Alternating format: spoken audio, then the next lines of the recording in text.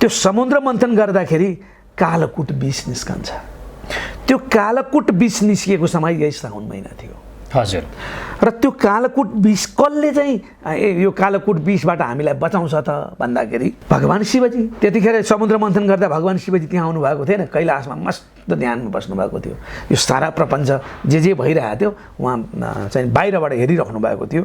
अनि सबैले गएर भगवान हामी त अलपत्रमा पऱ्यौँ, कालकुट निस्कियो भनेपछि शिवजी आएर त्यो कालकुट विष पान गरेर त्यसबाट यो भएको यो चाहिँ सृष्टि यो ब्रह्माण्डको रक्षा गर्नुभयो शिवजीले। तर त्यो विष सबैभन्दा कडा थियो, संसारै सकाप पार्ने खालको थियो। त्यो चाहिँ भगवान शिवले लगेर घाँटीमा राख्नुभयो। तल लाँदा पनि सकाप हुनेवाला थियो, माथि लाँदा पनि बिग्रिनेवाला थियो। घाँटीमा राख्नुभयो, जसले पछि उहाँ पनि के हुनुभयो, नीलकण्ठ हुनुभयो। वास्तवमा ब्राह्मणलाई अग्निसँग तुलना गरिएको छ। हजुर। र मन्त्र अग्नि नै हो। हजुर। है, त्यसैले त्यो मन्त्र र ब्राह्मणको कारणबाट अग्नि प्रज्वलित हुने हो। हजुर। तर त्यसका लागि साधना गर्नु पर्यो नि। तलाईको काँटी छ, हजुर, त्यसलाई लगेर के गर्नु पर्यो, कोर्नु पर्यो। त्यो कोर्ने भनेको मन बुद्धि चित्तसँग मन्त्रको तालमेल गराउन सक्नु पर्यो। त्यो आज हामीले किन सकेका छैनौँ भन्दाखेरि हामीले शुद्ध अन्न ग्रहण गर्न पाएका छैनौँ। कता कता हामीले छलकपट गरेर पनि कमाइराखेका होला हैन। अन्न शुद्ध हुनु पर्यो, बसाइ शुद्ध हुनु पर्यो, वस्त्र शुद्ध हुनु पर्यो, पानी अलिकति भेट्यो भने सलाई लाग्छ त।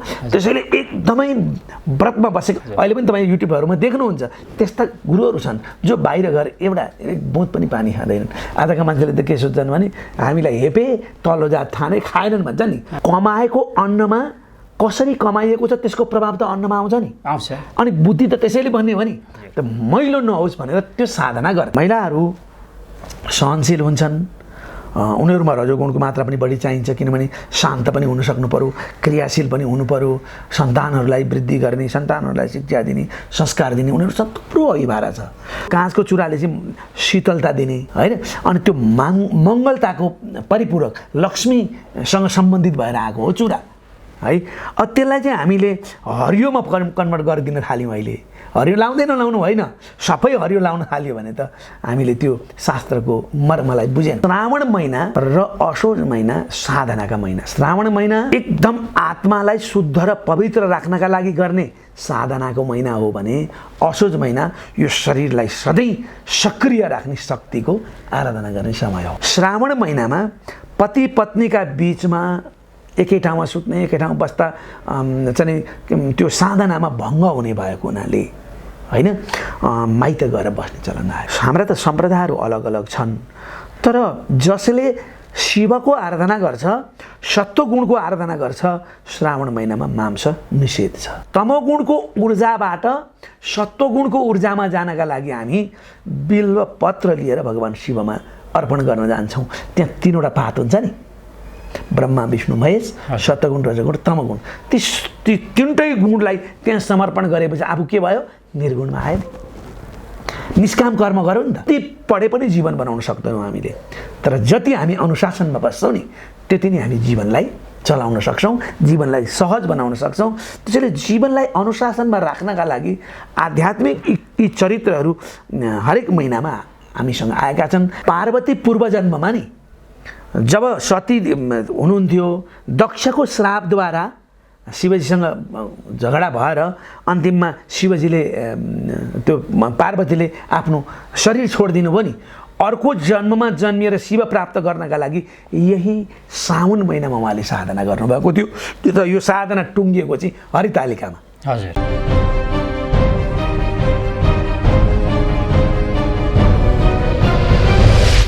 नमस्कार दर्शकबिन, कार्यक्रम सनातन सन्देशमा म उमेश शिवाकोटी। हामीले आज विशेष गरी साउनमा शिव मन्दिरमा अथवा शिवका भक्तजनहरू बिहान बेलुकै धाएको देखिन्छ।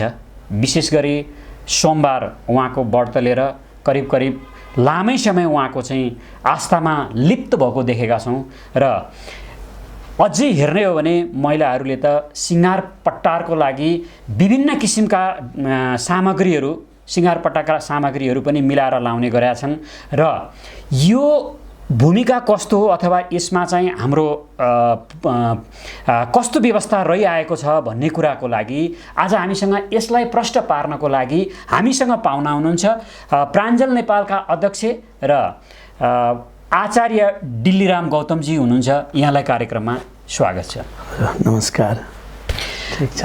हामीले विशेष गरी यो श्रावण महिनामा शिव मन्दिरमा अत्यन्तै ठुलो घुइँचो देखिन्छ नि, यसको महत्त्व के छ त?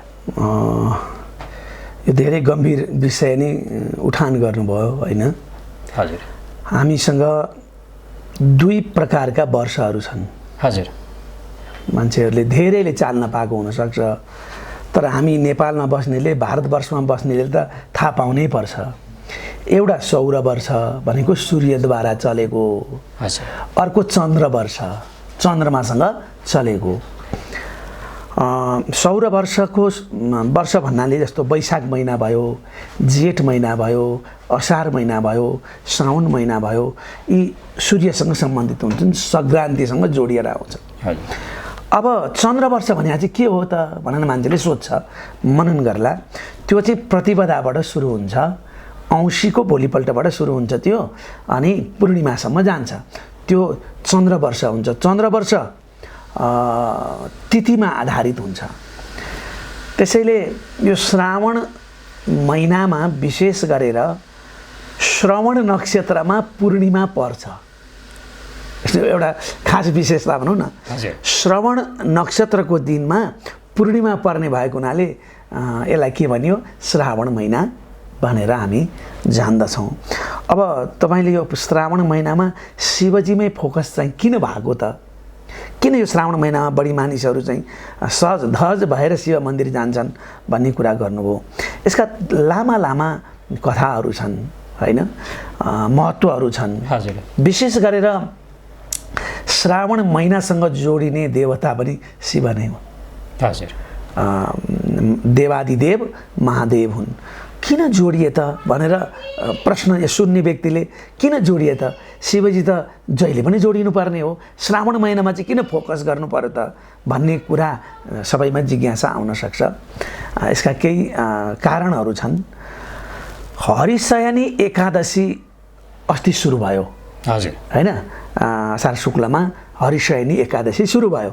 त्यसले के बुझायो भन्दा हरि भगवान शेषशायी भएर शयन गर्नुभयो भनेपछि अब कहिलेसम्म भन्ने 4 महिना हरिबोधनी एकादशी आउन्जेल उहाँको शयन हुन्छ। त्यो उहाँको शयन भइसकेपछि त्यो विष्णुले गर्नुभएको काम कसले गर्छ? अब हरले, शिवले गर्नुहुन्छ। अबको साम्राज्य कसको? 4 महिना शिवको। र शिव योगका अधिपति होइन। त्यसैले अबको 4 महिना भगवान विष्णु शयन गर्दा देवता पनि सुत्लान् र भन्छन्, उहाँ पनि योग निद्रामा जानुहुन्छ। एउटा यो सृष्टि चलाउनका लागि योगको धेरै ठुलो महत्त्व हुन्छ। योग निद्रामा जानुहुन्छ। त्यो बेलामा भगवान शिव जागा होइन। त्यो 4 महिना त्यो यो सृष्टिमा पालन गर्ने काम जो संहार गर्दै थियो उसले पालन पनि गर्छ। त्यो कारणले गर्दा शिव अझ बढी यसमा के हुनुभयो, अगाडि आउनुभयो। यी 3टा देवतामा फरक चाहिँ छैन। सृष्टि गर्ने बेलामा त्यही ब्रह्मा हुने हो, पालन गर्ने बेलामा त्यही विष्णु चाहिँ ब्रह्म विष्णु हुने हो, संहार गर्ने बेलामा रुद्र हुने हो होइन, शिव हुने हो। तर भूमिका अलग अलग भएको हुनाले विष्णुको भूमिका त्यो बेलामा कसले निर्वाह गर्छ? शिवजीले। त्यसैले यो 4 महिना शिवको महत्त्वपूर्ण रूपमा आराधना गर्ने समय हो। अब शिवमै किन फोकस भयो भन्दा एउटा कारण मैले यो बताएँ।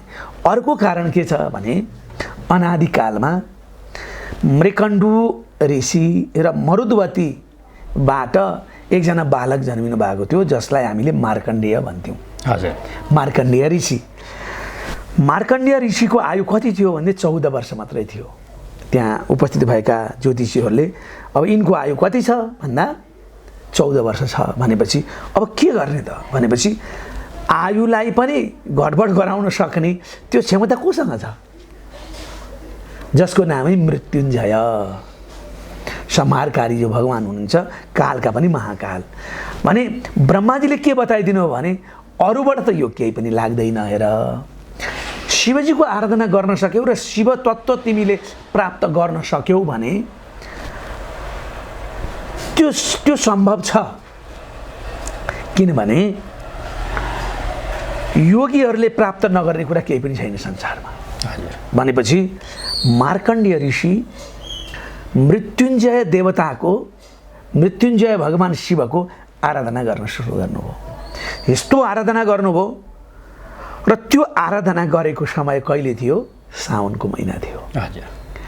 श्रावणका हरेक दिन उहाँले मृत्युञ्जयको आराधना गर्नुभयो। त्र्यम्बकम जजामहे सुगन्धिम पुष्टिवर्धनम उर्वारुकमिव बन्धनान् मृत्योर्मुक्षीयमामृतात्।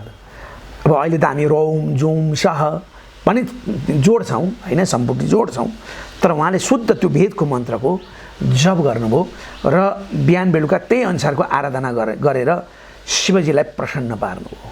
र शिवजीले उहाँले म अमर बनौँ भनेर वरदान मागे होइन, उहाँले म हजुरको भक्त बन्न सकौँ, निर्निमेष हजुरकै आराधना गर्न पाऊँ मैले भनेपछि भगवान शिवले भन्नुभयो यस्तो आराधना गर्यौ कि तिमीले अब आराधना र साधनामा हामीले जान्नुपर्ने केही कुराहरू छन्। जस्तै मान्छे जप गर्नु बस्छ है, याद गरौँ न, अनि माला बोक्छ हातमा, 1 2 गन्छ क्या, पुगेको पुगेन भने तर सुमहरू पनि छाम्दै गर्छ, हतार भएको छ नि त।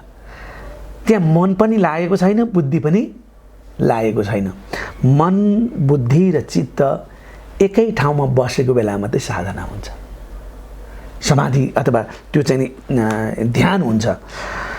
मन बुद्धि र चित्त एकत्रित गरेर भगवान शिवको त्यो नाम जप्दै जप्दै यत्रो प्रफुल्ल बनाउनु भयो, अलिअलि बाँकी रहेका मनका बुद्धिका र चित्तका कस्मल पनि आफसे आफ के भए? सफा भए।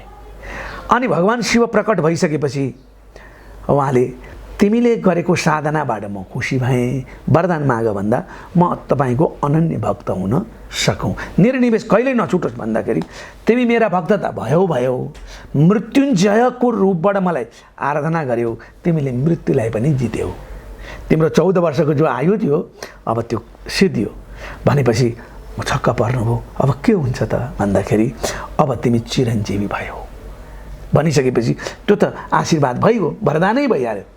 त्यो श्रावण महिनामा मृकण्डुका पुत्र मार्कण्डेयले मृत्युञ्जयलाई साधनाद्वारा प्राप्त गरेर मृत्युलाई जितेर चिरञ्जीवी बनेको हुनाले यो श्रावण महिनाको महत्त्व अझ थपियो बढी। हजुर, त्यति मात्रै होइन, अर्को कुरा दक्ष प्रजापतिले 27वटी छोरी दिएको चन्द्रमालाई रोहिणीलाई बढी माया गरे भनेको हुनाले अरू बहिनीले पोल चुनाएको हुनाले श्राप दिनुभएको थियो। अनुहार पनि हेर्न नसक्ने गरी बिग्रियोस् भनेको थियो नि त त्यहाँ। अब त्यो रोगै लागोस् भनेको थियो।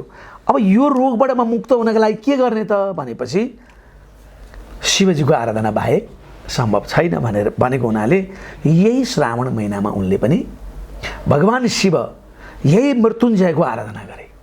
हजुर, श्रावण महिनाभरि चन्द्रमाले गरेको आराधनाका कारणबाट उनलाई लागेको त्यो श्रापबाट उनी मुक्त भए।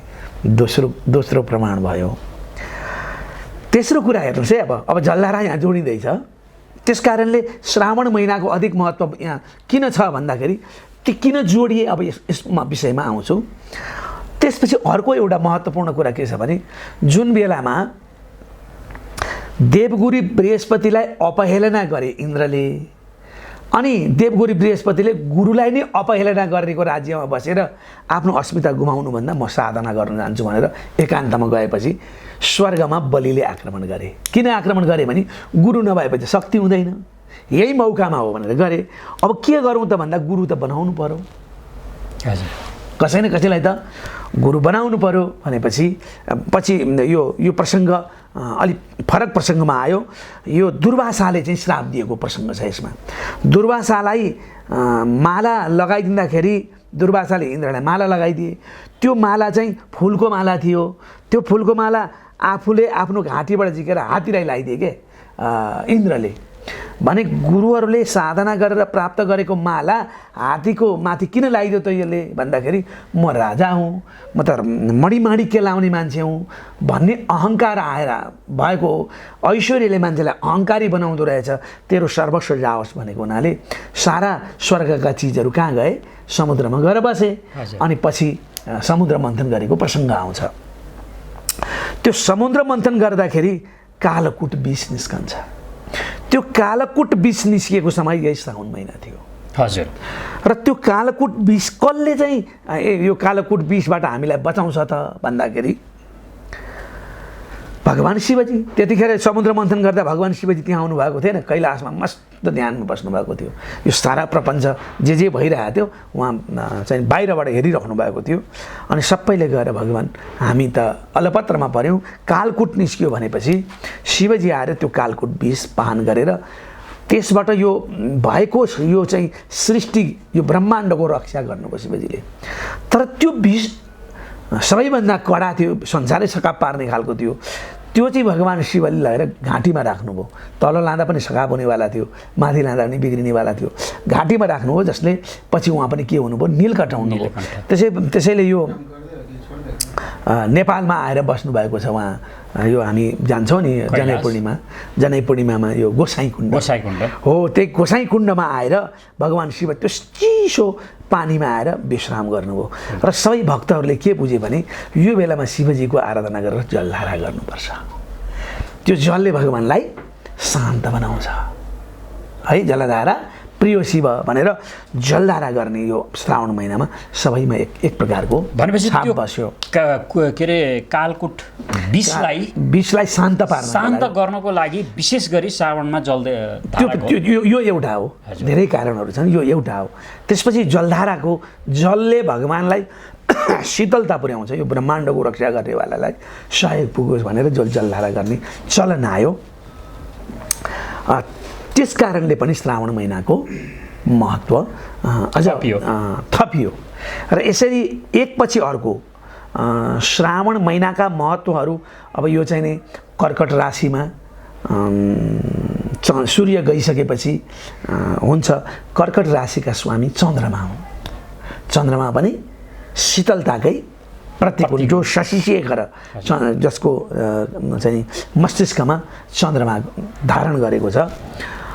र यसरी यो श्रावण महिना शिवको विश्वमा विष्णुको कामलाई आफूले सम्हालेको हुनाले र जस्तासुकै कठिनाइहरूबाट बाहिर आउनका लागि पनि सम्मुखमा यो श्रावण महिनामा भगवान् शिव हुने भएको हुनाले शिवको आराधना गर्नुपर्छ भन्ने विज्ञ ज्ञानी भक्तहरूमा त्यो बस्यो, त्यो थाहा भयो।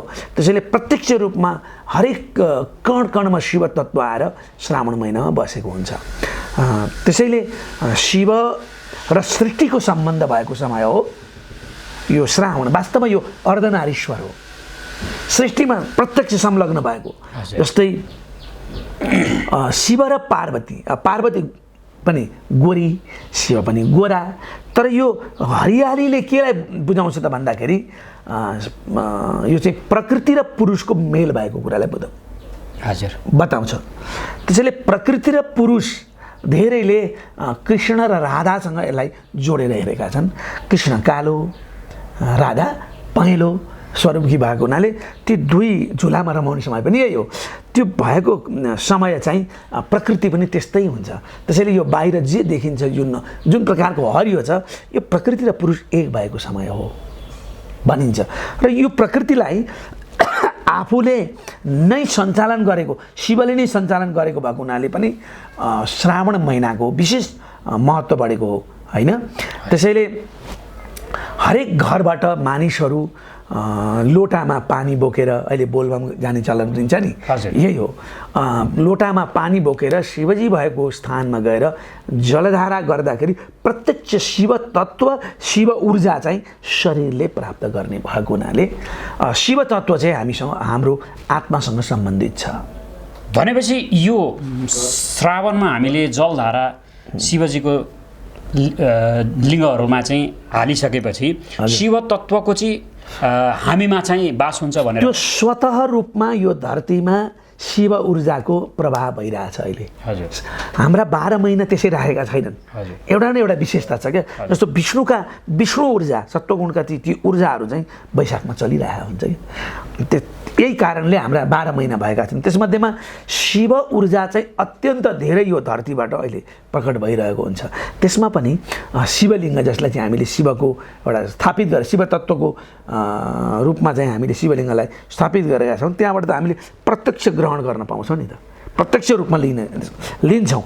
अनि त्यहाँ जल चढाउन जाँदा, त्यहाँ चाहिँ नि बिल्वपत्र चढाउँदा, त्यहाँ चाहिँ नि सेतो पुष्प चढाउँदा होइन, जुन प्रकारले शिवको तत्त्वलाई हामीले शिव ऊर्जालाई सशरीर यो शरीरमा आँखाको माध्यमबाट, कानको माध्यमबाट, नाकको माध्यमबाट यिनै त हुने बाहिर ग्रहण गर्ने कुराहरू, त्यसबाट हाम्रो शरीरमा सहजै रूपमा लिन सक्छौँ। वास्तवमा यो शरीर पनि शिवलिङ्गै हो नि, शरीर पनि शिवलिङ्गै हो, यो ब्रह्माण्ड नै एउटा शिवलिङ्ग हो। त्यसैले त्यो जहाँ तहीँ छ, तर विशेष गरेर यो धरतीमा चाहिँ यो चारैतिरबाट वर्षात भएर त्यो एक प्रकारको चाहिँ नि पानीले र सूर्यका किरणहरूले गर्दा त्यो ऊर्जा वार बाहिर आइरहेको बेलामा यो बढ्छ कहिले असोजसम्म। हामी चाहिँ चण्डीको आराधना गर्छौँ, सप्तशतीको आराधना यो एकदम बढेर जान्छ। अहिले चाहिँ अरोरा भनेर पनि अध्ययन गर्छन्, त्यो धरतीमा यति धेरै ऊर्जा बढेको हुन्छ नि। हामी त झन् यो नेपाल जस्तो एउटा हरियाली युक्त मुलुकमा बसेका छौँ होइन, र हरेक कुना शिवले नबसेको ठाउँ कहाँ होला होइन, हरेक गुफा जहाँ ऋषिमुनिहरूले शिव प्राप्त गरेका छन् त्यस्तो ठाउँमा छन्। त्यसमा पनि हामी धरतीमा सबैभन्दा पहिला ज्योति रूप शिवलिङ्ग प्राप्त भएको क्षेत्रमा हामी पशुपतिमा छौँ। यो पशुपति भनेको चाहिँ ब्रह्मा र विष्णुको विवाद बुझेर सर्वप्रथम भगवान् शिवले आफ्नो ज्योतिर्मय शिवलिङ्ग प्रकट गरेको ठाउँ, चान्चुने ठाउँ है पाशुपत क्षेत्र। त्यसैले यो चाहिँ नि ज्योतिर्मय लिङ्ग भएको ठाउँ, यो संसारको पहिलो भगवान् शिवले ज्योति स्वरूप प्रकट गरेको स्थानमा छौँ। त्यसैले नेपालको विशेषता र नेपालीहरूको गरिमा शिवसँग जोडिएको छ क्या, शिव सभ्यताबाट जोडिएको, त्यसैले नेपाललाई शिवभूमि भनिदिन्छ। एकदमै मैले यो कुरा त लगभग हामीले बुझ्यौँ, शिवको महिमा श्रावणमा हुन्छ भन्ने कुरा बुझ्यौँ, र मैले बुझ्न खोजेको कुरा शास्त्रको, तर यो शिवको महिमा त सधैँभरि छ, यसमा अलि विशेष छ भन्ने कुरा बुझ्यौँ। यदि शिवको महिमा श्रावणमा हुन्छ भन्ने कुरा हजुरले गरिसकेपछि मेरो मनमा दुईवटा प्रश्न आयो। एउटा, परापूर्व कालमा गरेका कुनै पनि चाहिँ तप र यज्ञहरू के अरे फलिफुल हुने अथवा पूर्णता हुने, अहिले गरेको चाहिँ पूर्णता भएको देखिएन, यी चाहिँ किन त पूर्ण भइरहेका छन्? खोइ हामीले देखिनौँ। जुन बेलामा पहिलो कुरा त के हुन्छ भने भाँडोमा चामल लगेर राखियो, पहिला पनि भाँडोमा चामल हाल्थे अनि अगेनामा लगेर त्यो माथि बसाइदिन्थे, तर त्यो अगेनामा राख्ने बित्तिकै त्यो त्यो चामल पाक्छ त? पाक्दैन। त्यहाँ त आगो बाल्नु पर्यो, त्यो आगो बलेको छ कि छैन, त्यो आगो बल्दैमा पनि हुन्छ र त्यसको राप पनि जानु पर्यो, कति डिस्टेन्स हुन्छ, त्यो राप पुगेको छ भने अनि पाक्ने हो नि, सबै कुरा मिलाउनु पर्ने हो नि। त्यसैले साधनाको पहिलो कुरा के हो, हाम्रो मन एकातिर छ, बुद्धि अर्कोतिर छ, चित्त के चिन्तन गरेर बसिरहेछ, शरीर चाहिँ भगवान्को शिवजीको अगाडि गएर भगवान्को आराधना गरिरहेछ। त्यो सबै तिनटै कुरा चारवटै कुरा एकै ठाउँमा भएपछि कसरी हुँदैन, भइरहेको छ। त्यो नहुँदा पनि थोरै त भएको छ, नदेखिएको मात्रै हो। जसरी आगो नलागेको ठाउँमा बिस्तारै आगो लागेको ठाउँमा 2 घन्टामा खाना पाक्ला, तर त्यो मन बुद्धि चित्त र त्यो अहङ्कार एकै ठाउँमा बसेको छ भने त अहिले हुन्छ। ती योगीहरूले अहिले प्राप्त गरिरहेका छन्, अहिले त्यो किसिमको मान्छेसँगको त्यो धैर्यता छैन। मैले यसलाई कसरी बुझौँ भनेर चाहिँ क्वेसन गर्दैछु। परापूर्व कालमा कुनै पनि गुरु वर्गहरूले यज्ञमा चाहिँ मन्त्रद्वारा चाहिँ आगो प्रकट गर्नुहुन्थ्यो। आज त्यो कसैसँग कला छैन अथवा कसैले गर्न सकेको देखिया छैन। यो के आज चाहिँ विधि कम्प्लिट रूपमा पुरा नभएर हो या अन्य के कारण हो? यो वास्तवमा ब्राह्मणलाई अग्निसँग तुलना गरिएको छ। हजुर। र मन्त्र अग्नि नै हो। हजुर है, त्यसैले त्यो मन्त्र र ब्राह्मणको कारणबाट अग्नि प्रज्वलित हुने हो। हजुर। तर त्यसका लागि साधना गर्नु पर्यो नि, सलाइको काँटी छ, हजुर, त्यसलाई लगेर के गर्नु पर्यो, कोर्नु पर्यो।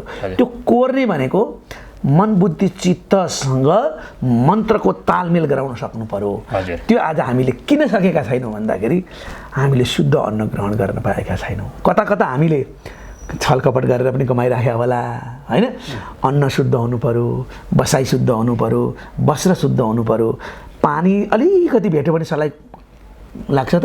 त्यसैले एकदमै व्रतमा बसेको अहिले पनि छन्। अहिले पनि तपाईँ युट्युबहरूमा देख्नुहुन्छ त्यस्ता गुरुहरू छन् जो बाहिर गएर एक बुँद पनि पानी खाँदैनन्। आजका मान्छेले त के सोच्छन् भने हामीलाई हेपे तल्लो जात खाने खाएनन् भन्छ नि। तर कारण के हो भने एकपटक कमाएको अन्नमा कसरी कमाइएको छ त्यसको प्रभाव त अन्नमा आउँछ नि। आउँछ। अनि बुद्धि त त्यसैले भन्ने हो नि त मैलो नहोस् भनेर त्यो साधना गर्थे। अब अहिले त्यो सम्भव भएको छैन। त्यसैले अहिले त्यस्तो साधना गर्ने साधकहरू छन् तर न्यून छन्। त्यसो चाहिँ भनौँ न्यून छ। अथवा यसलाई यसो भन्दा कसो होला, इन्द्रियहरूलाई शरीरका इन्द्रियहरूलाई बसमा पार्ने अहिले पण्डितहरू छैनन्। त्यतिखेर ती सबै भकुलेर यो सबै एकत्रित हुने जस्तो अब 5वटा इन्द्रिय छन् त्यसले मन तान्दिन्छ। मनलाई इन्द्रियले तान्यो भने हामी बाहिर छरियौँ, खानेकुरातिर लाग्यौँ।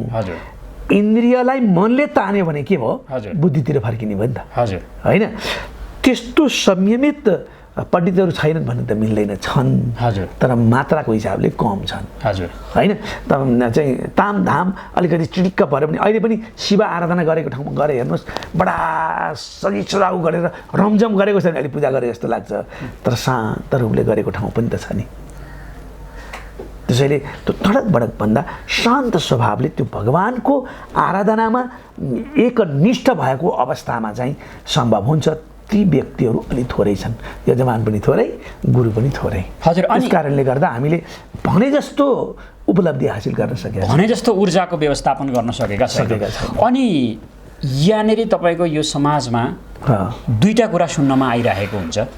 कसैले चाहिँ यो श्रावणमा शङ्ख घण्टा बजाउनु हुँदैन अथवा पाठ पूजा गर्नु हुँदैन, कसैले हुन्छ कसैले हुँदैन भन्छ। यसको चाहिँ खास विषय के हो? यो चाहिँ के हो भने अब श्रावण महिना दक्षिणायनमा पर्छ। हजुर। उत्तरायण अनि दक्षिणायन वर्षमा 2टा आयन हुन्छन्। त्यो चाहिँ देवताको दिन, देवताको रात। अनि पितृ चाहिँ दक्षिणायनमा जागृत हुन्छ, प्रबल उठ्छन् उनीहरू। त्यसैले पितृपक्ष सुरु भयो भनेर यी चाहिँ मानिसहरूले चलाएका चलन भए। शङ्ख घण्टा बजाउनै नहुने कुरा होइन। 16 श्राद्धमा चाहिँ पितृहरू घरमै आउने भएको हुनाले त्यो चाहिँ हुँदैन, उनीहरूका लागि अलिक कठिन हुन्छ यी शब्दहरू। त्यसैले उत्तरायणमा बजाइन्छन्। तर अहिले साउन महिनामा शङ्ख घण्टा नबजाउने भन्ने कुरा चाहिँ होइन है, बजाउनु हुन्छ। अनि अर्को कुरा शिव बाहेक अरू पूजा गर्नु हुँदैन अरे भन्छन् नि, त्यो पनि होइन। सबै देवी देवतालाई पूजा गर्नुपर्छ। भेद आयो भने समस्या हुन्छ, किनभने ईश्वर त एक छ, परमात्मा एक छ। अनि कर्मका हिसाबले ऊ अलग अलग अलग रूपमा आएको हो। त्यसैले सबै देवी देवतालाई पूजा गर्नुहुन्छ। तर शङ्ख घण्टा बजाउनु पनि हुन्छ, 16 श्राद्धमा मात्रै निषेध गरिएको छ। जानुहुन्छ शिव मन्दिर मात्रै होइन, सबै देवी देवताको मन्दिरहरूमा अहिले ऊर्जा बढेको छ।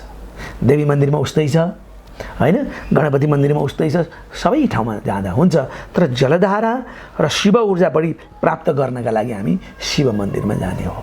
त्यसैले शङ्ख घण्टा बजाउनै नहुने भन्ने कुरा चाहिँ मैले चाहिँ भेटेको छैन है। हजुर। त्यसो भएको हुनाले अब कसैले भेट्नु भएको छ भने भन्नु पर्यो होइन, नभए त्यो नभएको कुरा यसो त्यो पितृको महिना भएको हुनाले नबजाउने भनिदिएका भरमा त चलाउनु हुँदैन।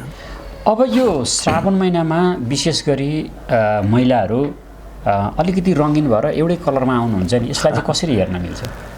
रङ्गिन भन्नाले अहिले पहिला देखिएको यो हरियो। अब यो चाहिँ वास्तवमा अब यो मौसमै कस्तो छ अहिले, चारैतिर हरियो छ।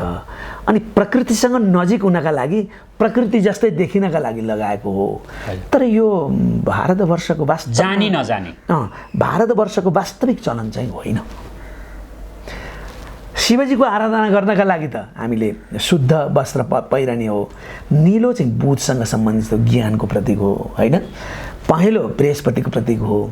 सेतो चाहिँ शुद्धताको प्रतीक हो, शिवको प्रतीक हो। अनि ती तिनटै वस्त्रहरू लगाउँछन्। तर यो अलिकति कस्तो हो भने देखासेखी गर्ने प्रचलन बढेको हुनाले उसले पनि हरियो लायो। साउनमा हरियो लगाउँछन् सबैले भनेर यो पश्चिम चाहिँ भन्न मिल्दैन। यो अलि इन्डियातिरबाट बढ्दै आएको चलन हो। यो चाहिँ प्रथा हो, यसले अलिकति भड्काएको छ होइन, भड्काएको छ। वास्तवमा हामीले यहाँ टिका लाउँदाखेरि हरियो लाउने होइन नि। हामीले त यहाँ सिन्दुरको टिका किन लाउँछौँ भन्दाखेरि, रातो टिका किन लाउँछौँ भने यो चाहिँ ब्रह्मरन्ध्र हो, के अरे आज्ञा चक्र हो। र यहाँ पनि लाउँछौँ। यो आज्ञा चक्रलाई शीतल बनाउनका लागि हामीले सिन्दुरलाई टक्क लगेर लाउने हो। अब त्यो सिन्दुर लाउने ठाउँमा पनि अहिले त राम्रो देखिनका लागि त्यो मलमलको के को टिका काटेको हुन्छ नि रातो, यत्रो भनेर ढ्याक्क पारेर लगाएको हुन्छ। त्यो त एउटा सजावट मात्रै हो, त्यो वास्तविक त्यसले दिने कुरा दिँदैन। महिलाहरू सहनशील हुन्छन्, उनीहरूमा रजोगुणको मात्रा पनि बढी चाहिन्छ, किनभने शान्त पनि हुन सक्नु पर्यो, क्रियाशील पनि हुनु पर्यो, सन्तानहरूलाई वृद्धि गर्ने, सन्तानहरूलाई शिक्षा दिने, संस्कार दिने, उनीहरू सब थुप्रो अभिभारा छ। त्यसैले उनीहरूका लागि सिन्दुर लगाएर एउटा चाहिँ सिन्दुर त उत्प्रेरणाको प्रतीक पनि हो नि त होइन, त्यो लगाउने गरे हो। चुराहरू, काँचको चुराले चाहिँ शीतलता दिने होइन, अनि त्यो मङ्गलताको परिपूरक लक्ष्मीसँग सम्बन्धित भएर आएको हो चुरा है। त्यसलाई चाहिँ हामीले हरियोमा कन्भर्ट गरिदिन थाल्यौँ। अहिले हरियो लाउनु होइन, सबै हरियो लाउन थाल्यो भने त हामीले त्यो शास्त्रको मर्मलाई बुझेनौँ होइन। यो समयमा त हामीले शुद्ध वस्त्र बढी भड्काउनु वस्त्रै लाउनु हुँदैन। अहिले सम्प्रदाय भड्काउनु भएन, सामान्यतया लाउनु भनेको ठुलो कुरो भएन, ठुलो कुरा भएन। तर यो अहिले देखिएको चाहिँ अलि बढी यहाँसम्म हरिया चुरा लाउने, अनि नङ पोलिस पनि हरियै, टिका पनि हरियै लाउँदाखेरि चाहिँ अलिकति यो हामी श्रृङ्गारतिर बढी गयौँ कि, श्रृङ्गारले यो अनि त्यो होरेमा चल्यौँ कि। तर वास्तविक यो होरेमा जाने समय होइन। जसरी तीज केही समय अगाडि भड्किलो थियो, अहिले यो श्रावणमा यो त्यो पनि अलि भड्किँदै गएको छ। त्यसैले चुरा लाउनुपर्छ। चुरा शीतलताको प्रतीक पनि हो, सौभाग्यको प्रतीक पनि हो। सिन्दुर त झन् अब आयुको पनि प्रतीक मानिन्छ, अनि वैभवको पनि प्रतीक मानिन्छ। र सिन्दुरले एउटा चाहिँ मानिसमा उत्साह पनि जगाउँछ। त्यसैले त्यो लगाउनु पर्ने कुरा हो। तर सिन्दुरै हरियो बनाइदिन थालियो, टिकै हरियो बनाइदिन थालियो, अनि चुरा सबै हातभरि हरियो बनाइदिन थालियो भने संस्कृतिमा अलिकति विकार भरिदिन थाल्यौँ कि, नबुझिकन हामी हिँड्यौँ कि, त्यतातिर चाहिँ ध्यान दिनुपर्ने अवस्था छ। त्यसै पनि हामी अहिले वैदिक सनातन हिन्दू धर्ममा थुप्रै आघातहरू आएका छन्, अनि हामी हाम्रा मूल्य र मान्यताभित्र हामी डुब्न सकेनौँ र हावाको भरमा हिँडिदिन थाल्यौँ भने सत्य नचिनिकन समय बित्छ, पछि हामीलाई थाहा हुन्छ अनि पछुतो हुन्छ क्या। त्यसैले शिवको आराधना गर्ने हो, श्रीखण्डको चन्दन लाउने हो, त्योभन्दा मास्तिर लाउने सिन्दुर हो। अनि चुराको बारे मैले अघि भनिहालेँ होइन। यत्रो ठुलो चाहिँ पोते लाउँदाखेरि चाहिँ धेरै हुने होइन, ठिक्कको लगाउने हो। तर पोतेसँग जोडिएको, त्यो काँचसँग जोडिएको सम्बन्ध चाहिँ शरीरलाई जहिले पनि स्वस्थ राख्ने कुरासँग जोडिएको छ क्या। त्यो त क्रिस्टल हो नि। हजुर, त्यत्तिकै हाम्रा पूर्वजहरूले राखेका होइनन् नि तिनीहरू, जनै बराबरको त्यसमा चाहिँ शक्ति छ। त्यसैले तर त्यो लगाउनेका नाममा हामीले ल्याएको विकृति चाहिँ भड्काउलो बनाउने कुरा चाहिँ एकदम सचेत भएर हामीले बुझ्नुपर्छ। यो चाहिँ कुरा ठुलो कुरा हो। हजुर, हामी कार्यक्रमको अन्ततिर आइसकेका छौँ। हजुर, केही त्यस्ता कुरा छन् भने यही श्रावण महिनाको बारेमा छन् कि केही छन्, यसो बताइदिनुहोस्। अब यो धेरैजनाले सोध्नुहुन्छ, अब यहाँ चाहिँ प्रश्न आएन होइन। हजुर, पहिलोपटक विवाह गरेपछि श्रीमानसँग बस्नु हुँदैन भन्छन्। हजुर हजुर, यो के हो भनेर अब धेरैजनाले सोधेको हुनाले यो पनि हामीले दिनुपर्छ। किनभने श्रावण महिना र असोज महिना साधनाका महिना। श्रावण महिना एकदम आत्मालाई शुद्ध र पवित्र राख्नका लागि गर्ने साधनाको महिना हो भने असोज महिना यो शरीरलाई सधैँ सक्रिय राख्ने शक्तिको आराधना गर्ने समय हो। हजुर, त्यसैले श्रावण महिनामा पति पत्नीका बिचमा एकै ठाउँमा सुत्ने, एकै ठाउँमा बस्दा चाहिँ त्यो साधनामा भङ्ग हुने भएको हुनाले होइन माइत गएर बस्ने चलन आएको हो। र त्यसले पुर्याउने फाइदा के हो भने आत्मालाई शुद्ध राख्नका लागि त्यसले पुर्याउने फाइदा त्यो त नदेखिने फाइदा हो। हजुर, ऊर्जा हो नि त। हजुर। शिवरमा बिहान बिहान लोटामा पानी लिएर जान्छ, संयम रहन सक्दैन। तर अलग रहिदियो भने के हुन्छ, त्यो संयमता हामीले अपनाउन सक्छौँ। यो शास्त्रीय मर्यादालाई बचाउने हो। तर श्रावण महिनामा गरेको साधना चाहिँ पूजाआजा किन अरू ठुला पूजाआजा नगरेको भने यो साधनाको समय हो क्या। हजुर, त्यसैले ग्रह जप गराउने समय होइन यो। रुद्री पाठ गराउने, वेद पाठ, निष्काम कर्म गर्ने, सकाम कर्म गर्ने समय होइन श्रावण।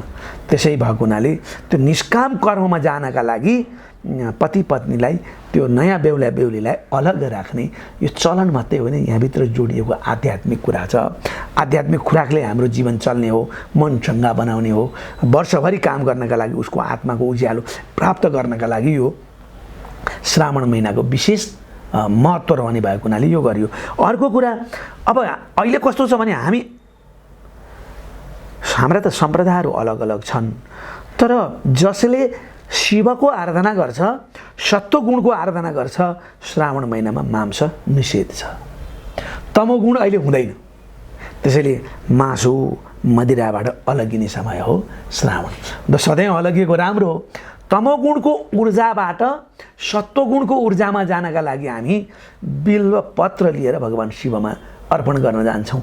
त्यहाँ 3वटा पात हुन्छ नि, ब्रह्मा विष्णु महेश, सत्वगुण रजगुण तमगुण। ती 3टै गुणलाई त्यहाँ समर्पण गरेपछि आफू के भयो, निर्गुणमा आयो। निष्काम कर्म गरौँ नि त। फलको इच्छा नगरी गरौँ नि त। त कसका लागि गरौँ भने फलको इच्छा लागे पनि नलागे पनि प्राप्त गर्ने हो। तर इच्छा नलागिकन गर्दाखेरि पनि आत्मालाई प्रकाशित पार्ने के, आत्मालाई जगाउने समय भएको हुनाले यो 4 वेदसँग सम्बन्धित छ। 4को अङ्क। वेदको ज्ञान के हो भन्दा गर्न नहुने काम नगर, गर्न हुने काम गर भनेपछि के का लागि, आत्मालाई शुद्ध पार्नका लागि। श्रावण छ नि, त्योसँग जोडिएको कुरा त्यो पनि हो। र त्यसैले यो आत्मा शुद्ध पवित्र राख्नका लागि श्रीमान श्रीमती संयम रहने, नयाँ बेहुला बेहुली झन् माइतमा गएर आमासँग बसेर आराधना गर्ने कुरा, श्रीमानले घरमा बसेर आराधना गर्ने कुरा 1 महिनै गर्नुपर्ने हो। अब हाम्रो व्यस्तताले गर्दाखेरि कम्तीमा पनि 15 दिन चाहिँ यसरी आराधना गर्न सकियो भने जीवन बन्छ। जति पढे पनि जीवन बनाउन सक्दैनौँ हामीले, तर जति हामी अनुशासनमा बस्छौँ नि त्यति नै हामी जीवनलाई चलाउन सक्छौँ, जीवनलाई सहज बनाउन सक्छौँ। त्यसैले जीवनलाई अनुशासनमा राख्नका लागि आध्यात्मिक यी चरित्रहरू हरेक महिनामा हामीसँग आएका छन्। हामीसँग भौतिक विषयलाई आध्यात्मिक दृष्टिकोणले उपभोग गर्ने, चरित्र सिकाउने शिक्षा संसारमा यहीँ मात्रै भएको हुनाले यो विशेष महत्त्व बोकेको छ। संसारमा कहीँ नभएको जात्रा यहाँ मात्रै भन्छन् नि। अब संसारमा वेद छँदै छैन त के गर्नु, होइन? यही भारतवर्षमा उत्पन्न भयो अनि त्यही वेदका अनुयायी हामी भयौँ, ऋषिका सन्तान भयौँ। अनि हामीले त्यो ऋषित्व प्राप्त गर्नका लागि त संसारका सबै व्यक्ति यहीँ आएर जन्मिनुपर्छ एक दिन। अनि हामीले नगरे कसले गर्छ त? हामी त्यतातिर जाने हो। त्यसैले मनलाई शुद्ध पार्नका लागि मन्त्र जप, बुद्धिलाई शुद्ध पार्नका लागि साधना, है? त्यसपछि मन र बुद्धि तन्त्र मन्त्र साधनामा बसेर योग साधना गर्नु आत्मालाई पवित्र राख्ने कुरा। अनि यो शरीरलाई पवित्र राख्नका लागि सेन्ट दल्दैमा बाख्न त आउँछ, तर त्यो पवित्र छ भन्ने कुरा हुँदैन। पवित्र र शुद्ध कुरामा पनि फरक छ, सफा र शुद्धमा पनि फरक छ। त्यसैले हामी शुद्ध र पवित्र कुरातिर ध्यान दिन्छौँ। शुद्ध र पवित्र कुरा के हो यहाँ बुझ्नुपर्ने कुरा, जस्तै चामल ल्यायौँ हामीले, उनले भनेको थियो 20 रुपियाँ भनेको थियो, मैले 15 रुपियाँ दिएँ, उसलाई गाली गरेर लिएर आएँ। त्योसँग बसेर आएको आँसु पनि त्योसँगै जोडिएको हुन्छ भन्ने कुरा छ नि त। त्यहाँ पवित्रता जोडिएको हुन्छ। नराम्रो कर्म गरेर कमाएको कमाइमा अपवित्रता जोडिएको हुन्छ। तर त्यो चामललाई पखालेर त्यहाँ लागेको मैलो पखाल्नु त सफाइको कुरा मात्रै हो।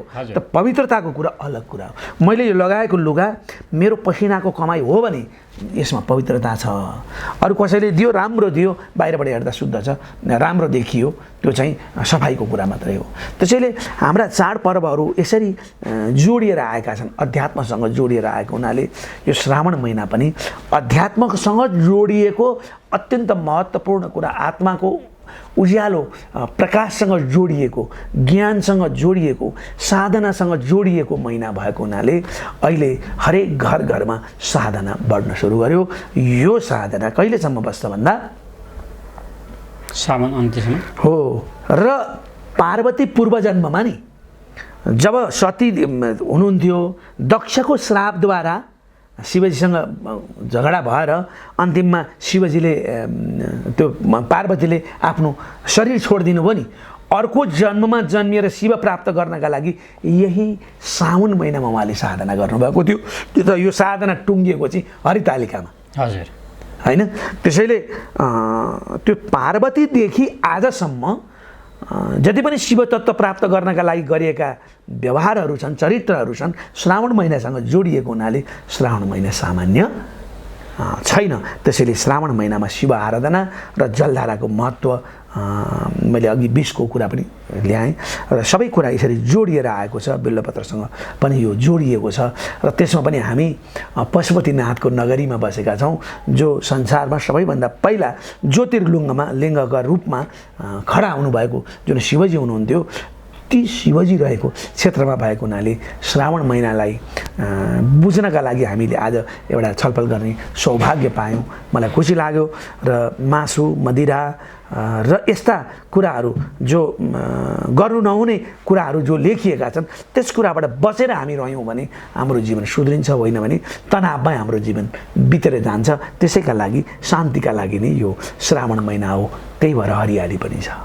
हस् त, यहाँलाई धेरै धेरै धन्यवाद। यहाँले आफ्ना अमूल्य विचार र शास्त्रका आधारित कुराहरू पस्किदिनु भयो, यहाँलाई धेरै धेरै धन्यवाद। मलाई पनि खुसी लाग्यो उमेशजी, तपाईँले यो श्रावण महिनाको विषयमा खोतल्ने प्रयास गर्नुभयो। सामान्य रूपमा मैले आजको दर्शकसँग केही चिन्तन मैले राख्ने प्रयास गरेँ। के कस्तो लाग्छ उहाँहरूलाई, उहाँहरूकै कुरा हो, तर तपाईँहरूप्रति यो युनिटपट्टि म बडा खुसी छु। धन्यवाद चाहिँ यहाँलाई पनि धन्यवाद। वास्तवमा हामीले विभिन्न कुराका, विभिन्न शब्दका महत्त्व के छ भन्ने कुरालाई हामीले यसरी नै उजागर गर्दै जाँदैछौँ। यहाँले पनि यो च्यानललाई हेरेर सब्सक्राइब गरेर यो विषयगत कुरालाई चाहिँ कमेन्ट अथवा यसमा हामीलाई चाहिँ फिडब्याक दिन नभुल्नुहोला। म पनि बिदा लिन चाहन्छु। धन्यवाद।